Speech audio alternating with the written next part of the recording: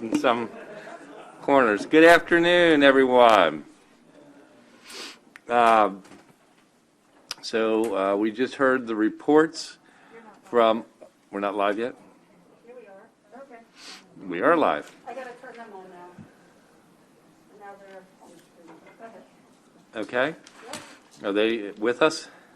Yeah. Very good. So good afternoon, everyone. We were just on a virtual reporting from all the subcommittees on their changes to the House decisions. And now what I need to do is entertain a motion to accept the reports for all 4 subcommittees. So moved. Do we need to separate something? Okay. Let's do EBA, Health, and Capital. And we'll do that first. Okay. All those in favor? It's unanimous. And now we'll separate from public safety the comptroller's budget, and we'll simply do, first we'll do the comptroller's budget. So moved. All those in favor? And Senator Zucker takes the rule. And then for the bill, for the, well, I guess I probably should have done it the other way for you, shouldn't I? Doesn't matter, it's okay, it's enough. All right, then public safety, the remainder of public safety. So moved. All those in favor? Okay, thank you all very much.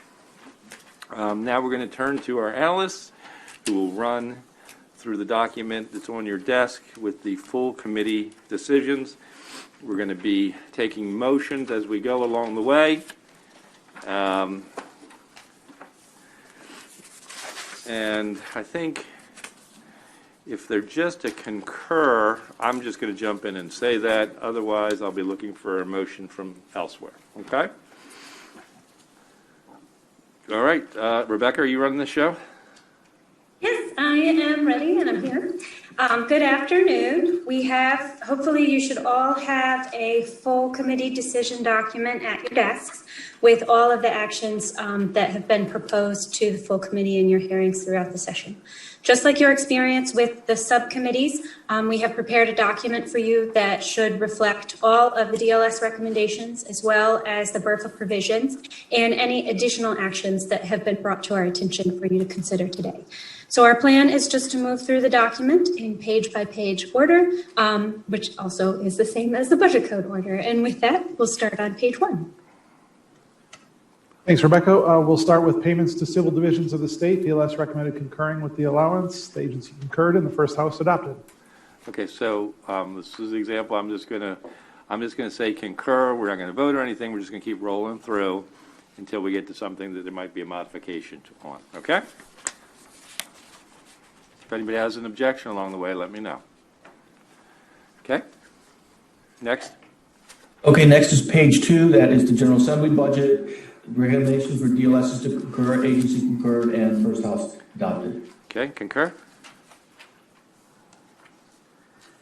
Going on to the State Board of Elections on page 3, the first DLS recommendation is to adopt narrative on local cost sharing. The agency concurred and the House adopted. Concur. The next DLS recommendation is to adopt narrative requesting quarterly reports on major IT development and spending. The agency concurred in part but disagreed with the scope of the report. The House modified this narrative as shown starting on page 5 to request some additional information. Okay, we concur with the House.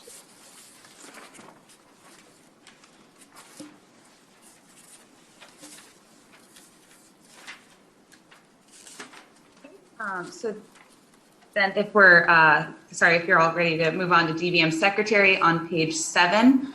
So items 1 through 9 are all annual narrative and language that dictate requirements, reporting related to the budget bill. The House adopted all 9. So in the interest of time, you might want to consider these as a group. Concur. On page 18 now. Is that right? Yes. So then, if you're all ready for action 10, on page 18, this shows the annual language on the budget amendment process. DVM concurred and the first house modified this language to what's shown on starting on page 21.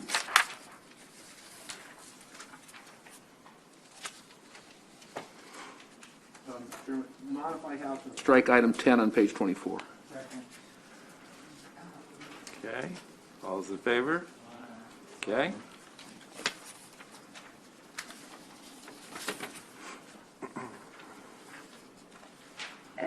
Whatever's next. So then, at the bottom of page 24, there's one more piece of annual language on accounting in certain agencies. The first house adopted item 11 on page 24. Okay, concur?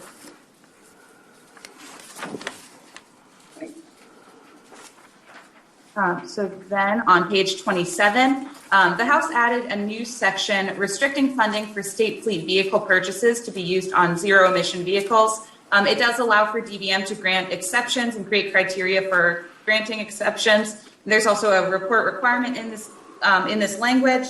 If you look at page 28, there is an alternative action for your consideration that would modify this language to apply more specifically to passenger cars and restricts the funds to be used so that at least 25% of the state fleet vehicle purchases are zero emission. So this is all in line with Senate Bill 414, the Climate Solutions Act. Modify House action by adopting color page item on page 28. All those in favor? Okay. Okay. So then on page 30, there's a BRFA item for your consideration that was in the BRFA as introduced. This is a provision allowing DVM to print fewer budget books in fiscal 22 only. The House adopted that item. Concur?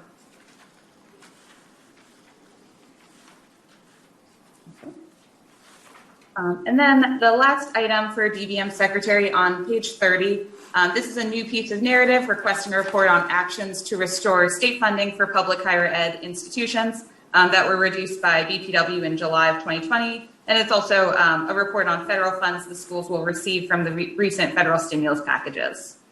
Adopt. There's a second? Second. Just a real quick question. So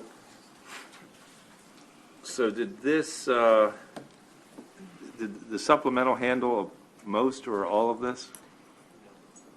The fourth supplemental restores, I think, $25 million of state support, but then the BPW cut was above $100 million in reductions. Okay, so this is just encouraging it to go all the way, right?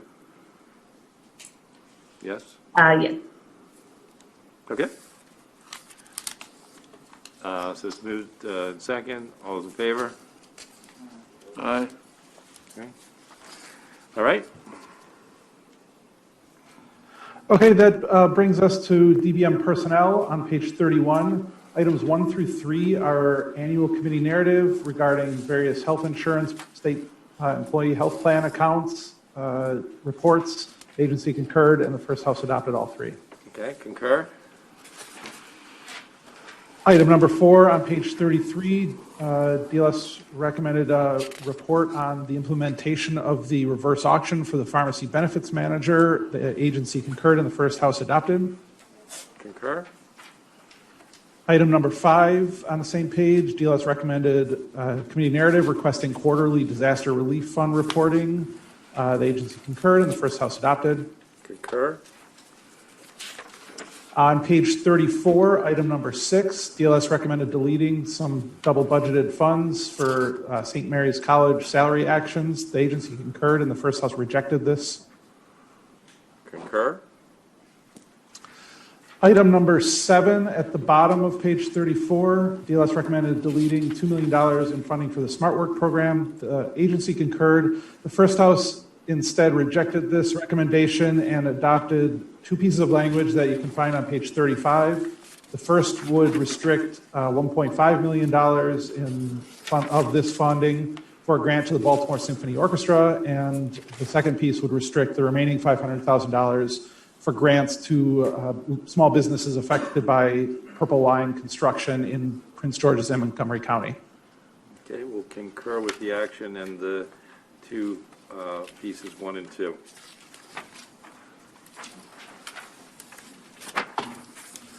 Okay, that would then bring us to page 36. Item number 8, DLS had recommended deleting to a $200 million deficiency appropriation. However, the governor in a supplemental budget took that action instead. So we would recommend rejecting this, and which the House did, and you should also reject it. Concur? Still on page 36, item 9, DLS recommended adding a section to the bill that would tell DBM to authorize the Injured Workers Insurance Fund to use up to $15 million in workers' compensation spending to make settlements with claimants. The agency concurred and the first House adopted. Concur? Items 10 through 14 on the next 6 pages are all annual language that the first House, that the agency concurred with and the first House adopted. Okay, we'll concur with all of those, and then we end up on page 42. Yes, page 42, there are 2 BRFA actions. The first item was in the BRFA as introduced, authorizes a transfer of $30 million in general funds to the $30 million from the reserve account for state employee unemployment compensation to the general fund. The first House adopted. Concur? And item 106, DLS. DLS recommended deleting about $1.8 million in general funds in fiscal 2021 that are unneeded for state salary actions. The agency concurred and the first House adopted. Concur? That finishes DBM personnel, and I'll move on to the State Retirement Agency on page 43. DLS recommended adding language to the budget that would result in an across-the-board $75 million reduction of the supplemental retirement contribution. The agency disagreed, and the first House rejected this recommendation. Concur? And then similarly, in the BRFA, DLS recommended a similar action for fiscal 2021. The agency disagreed, and the first House rejected. And concur. And then on page 44, item number 2, DLS recommended adding committee narrative that would request a report on personnel costs in the investment division. The agency concurred and the first House adopted. Concur?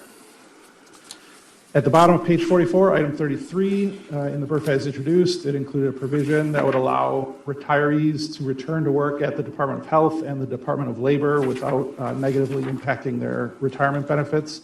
The first House adopted. Concur? And on page 45, in the Maryland Supplemental Retirement Plans, DLS recommended concurring. The agency concurred, and the first House adopted. Concur. Thank you. Thank you. On page 46, Mr. Chairman, I believe this is the item that you were interested in during the PSTE subcommittee discussion. This is language that has been requested that would have the Aviation Administration do a study of air traffic, particularly relating to helicopter traffic for the Wilson Point and the impact it has on the Wilson Point community. I believe that it's my understanding that you would be interested in some slight modifications to this language that aren't currently reflected in this to more specifically point out the impacts to the Wilson Point community and the noise that they are having to deal with in that community and the surrounding communities. Right. And we have that. We've got that, so I'm going to move to adopt this. Second. With this modification, which is pretty straightforward. This is just informational. Second. Moved and second. All those in favor? Okay. So on page 48 is the actions that pertain to the MSDE Aid to Education budget. These next 10 items all pertain to funding allocated, or largely pertain to funding allocated in the budget that is in relation to what is being considered with the Kerwin funding bill. But to go specifically through them, item number 1 is funding that relates to concentration of poverty school grants. In our analysis of the funding for the fiscal 2022 budget, it came to our attention that there were 4 schools receiving grants that are actually closing at the end of the 2020-2021 school year. And so what this language would do would, instead of allocating grants to schools that are closing, it would restrict those funds and require them be reallocated to other schools. And it identifies amount of funding that should be reverted at the close of the fiscal 2021 year because they will no longer be needed. The House adopted this action. Okay, concur. Okay.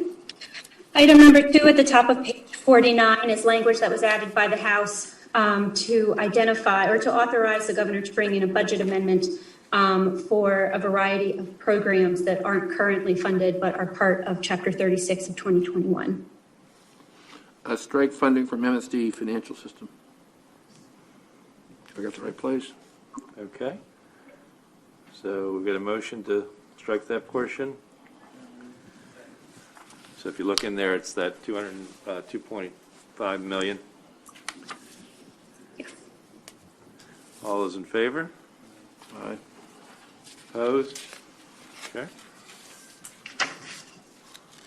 Okay. Number 3 identifies $151.6 million in funding provided in the base operating budget for supplemental instruction and tutoring. And the House added language to restrict this funding so that it is distributed in accordance with a section and also contingent on the enactment of the Kerwin 2.0 legislation. Strike contingency on legislation. Second? All those in favor? Opposed? Okay. Item number 4 at the top of page 50. This is funds also relating to the concentration of poverty school grant. The supplemental budget included $45 million for these grants. In total, when we were doing our analysis of fiscal 2022 funding, we identified 16 schools that were not receiving grants through the current allocation in the allowance that had received grants in fiscal 2021. Based on the action that you adopted in item number 1, 4 of those schools will now receive grants. So what this language does in the top half is identifies the amount of funding needed to take care of the remaining 12 schools, and then also specifies that the remaining $42 million of the supplemental appropriation should be provided to give per pupil grants contingent on enactment of the Kerwin 2.0 legislation. Okay. Concur with that. Okay.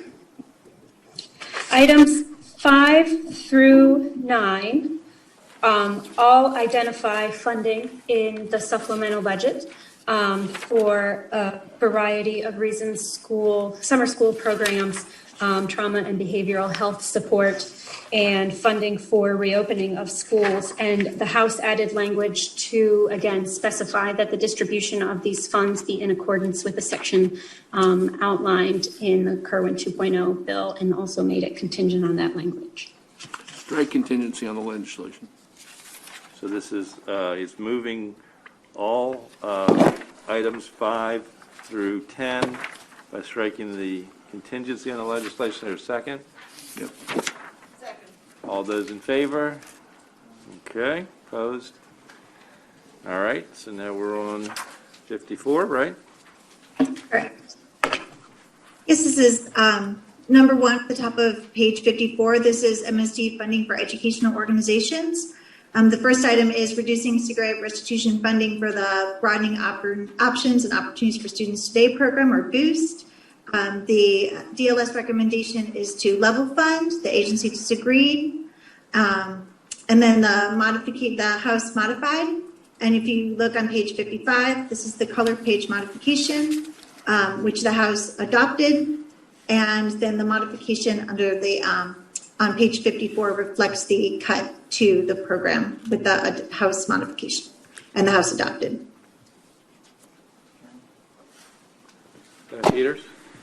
I'd like to make a motion to level fund BOOST this year as we did last year, and also reject the phase out. It's been moved and seconded. Is there any discussion? Everyone understand this? Okay, You're gonna so we'll raise the hands on this one. Everyone in support of the motion that the Senator Peters made.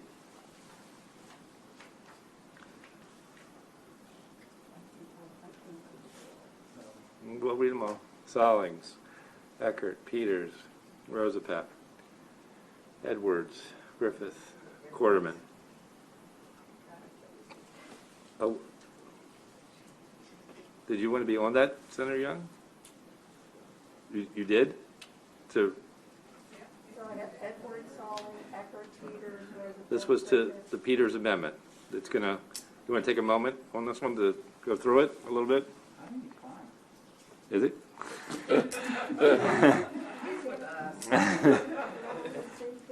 Well, so if we were opposed to this amendment, what would, we would be supporting essentially to phase out boost. If we're supporting this amendment, we're voting to phase out boost. If you were opposing the amendment, you were supporting to phase out. If you were supporting it, you were wanting to level fund it at the higher level. Okay? So those of us who are opposed to the Peters amendment.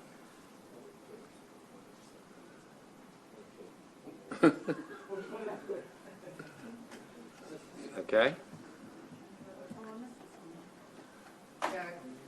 Got it? I don't think so. All right, hands up again. Oh, Senator King, okay. Senator King, It wasn't as. myself, Yep, McCray, Elfreth, yep. Zucker,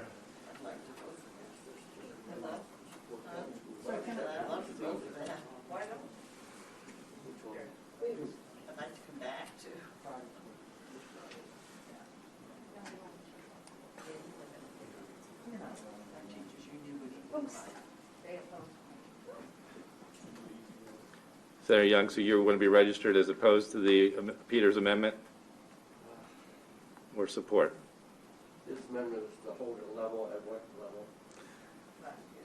Last year's amount, which was 7.1? Status quo. Phase it out. Keep the current policy. I'll go with keeping it. Okay. So that keep him at a yes? He's a yes for the Peters. So the no's I have Pavoni, McCray, Zucker, Eckert, King. Right? Okay. And this is the Senate of Maryland. We all get to make our choices. Absolutely. Absolutely.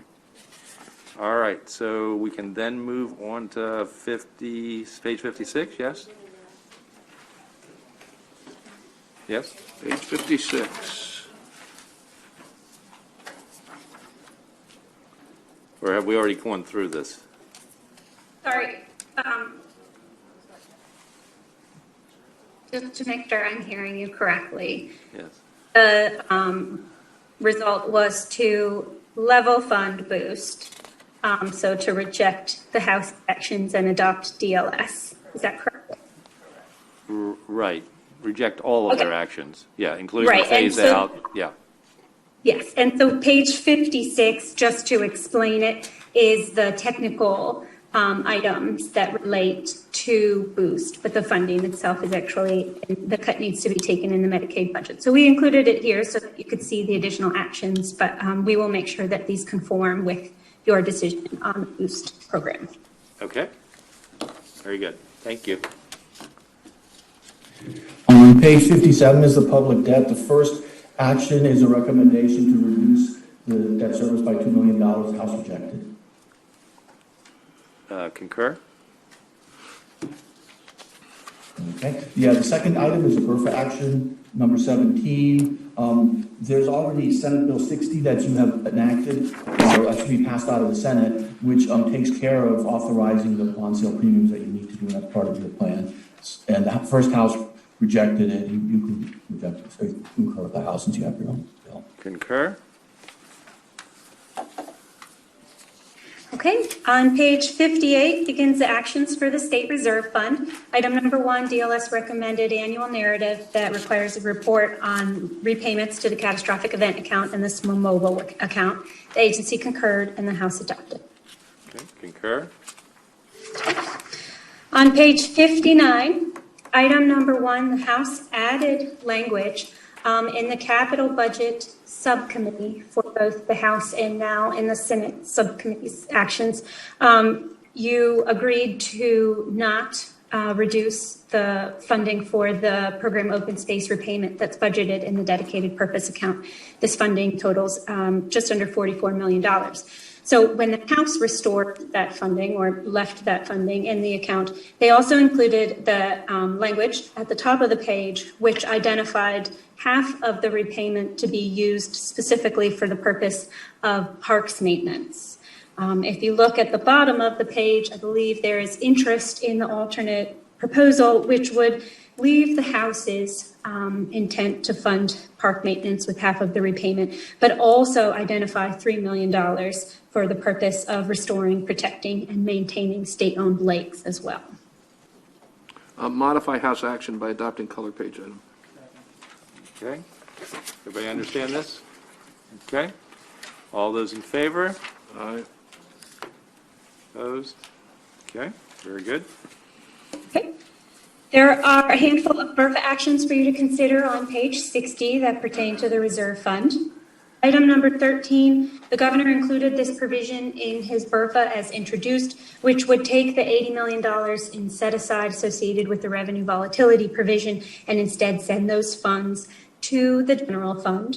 The House rejected this provision and instead adopted the 13 APP alt, which uses that $80 million and puts a provision in place to provide a 4.5% COLA to members of the AFSCME labor union.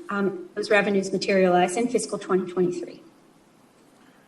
Move to concur, or concur. So I'm concurring both on 13 and 13 alt. Okay, next. Okay. Item number 14, the governor included a reduction to the statutory appropriation for the rainy day fund in order to bring the fund balance down to 5%. This equates to about a $422 million reduction. The House rejected this provision. Concur. Okay. Item number 15, the governor also included a provision that would redirect the $50 million in payments for the pension sweeper and the OPEB sweeper and instead send those revenues to the general fund. The House also rejected this provision. Concur. Okay. Item number 29 at the bottom of page 60, the governor included a provision which would allow the Maryland Department of Health and other state agencies to borrow against the local income tax reserve account in order to forward fund, cover costs related to COVID-19 pandemic that need to be forward funded that would otherwise require the use of general funds until we receive FEMA reimbursements. The House rejected this provision. Reject House and adopt item 29. Okay, so just talk through that again, exactly what happened in that movement. Sure. So the governor included a provision. What happens is we are eligible for quite a significant amount of FEMA reimbursements associated with the costs for the COVID-19 pandemic response. But the way the program is structured is that although we may receive somewhere between 75 and 100% of our costs reimbursed, often we are required to forward fund at least a portion of those expenses with general funds. So what the provision would allow the state to do is instead of utilizing general fund resources, which could be spent elsewhere in the budget, where necessary, state agencies would borrow against the local income tax reserve temporarily until the federal reimbursements come in, at which time the local income tax reserve account would be repaid with those federal reimbursements. Okay. All right. So I think we vote on this. All's in favor? Okay, opposed? Okay. Okay. The final action for you to consider is on page 61. This is an additional BRFA provision that was added by the House. Last year, you all had made a change in statute for the process for how the state conducts property tax assessments for country clubs and golf courses.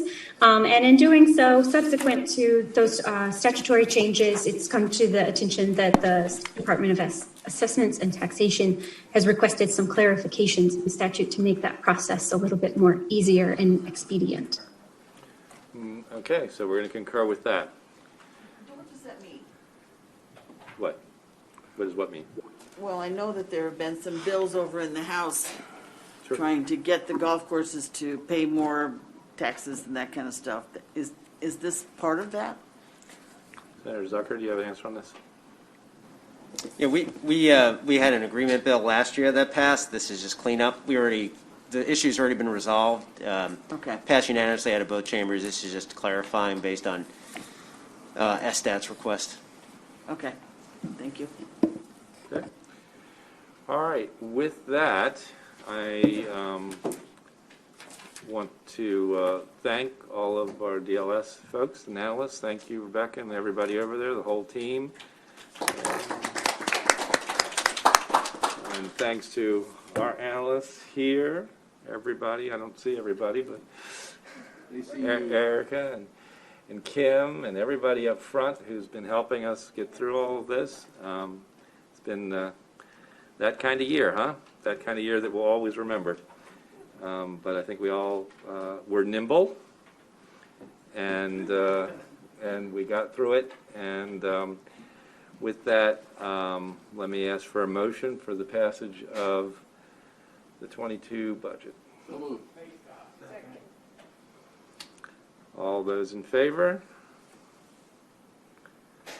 Unanimous. And a motion for the passage of the BRFA. So moved. As all, of course, as amended. And that's unanimous. I think that's a wrap. We did it. I'm getting some emails from people asking why the full committee decision documents aren't online. Were they not online? Okay. Okay. All right. Oh, sorry. Wait. Senator Peters. Mr. Chairman, we had a late capital issue that I discussed with you on the floor today. Could we ask the Capital Committee to stay for a minute, just so we can, I haven't been able to talk to them, and so, if that's okay. That's fine. We're not going to, for the, Stay not in the your seats. pay-go, but Stay in your seats. the actual capital budget, not the, Yeah. not pay-go. Okay. Very good. All right. Well, we got a little time, believe it or not. So thank you all. You guys are terrific. Love B&T. Love B&T. All right. Good job, everybody.